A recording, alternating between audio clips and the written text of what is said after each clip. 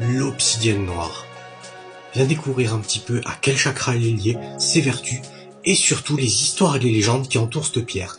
Et reste bien jusqu'à la fin, parce que la dernière légende est pas si éloignée de nous que ça, et elle est vraiment incroyable. Alors avant d'aller plus loin, n'hésite pas à t'abonner, liker cette vidéo et partager.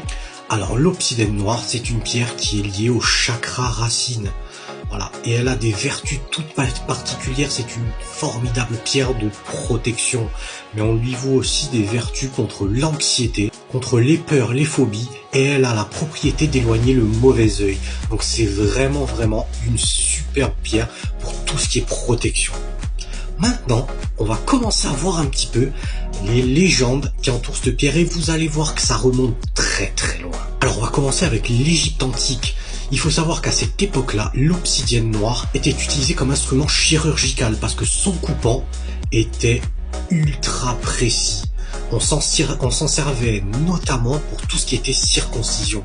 En Amérique, on a commencé un petit peu à avoir d'autres utilisations de l'obsidienne. On en faisait aussi notamment des bijoux, des vases. On s'en servait vraiment pour la décoration.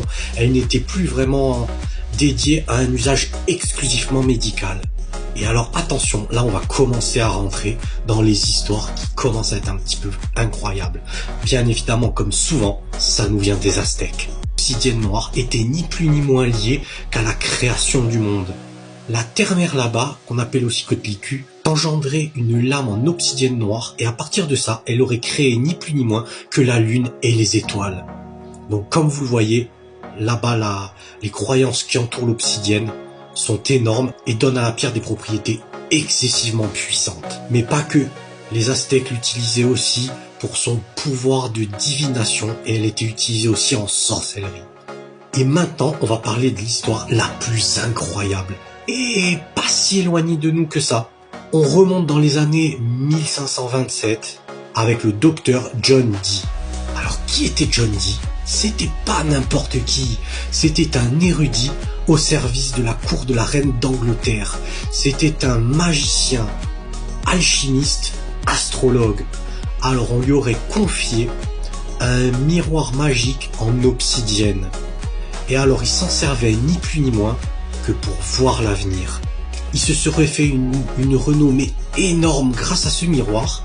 Et on dit aussi que ça aurait permis à la reine d'Angleterre de déjouer énormément de complots qui auraient été initiés contre la couronne d'Angleterre. Donc comme vous le voyez, les vertus qui sont associées à cette pierre sont quand même énormes. Elles remontent très loin avant Jésus-Christ, utilisation vraiment diverses et des vertus toutes particulières.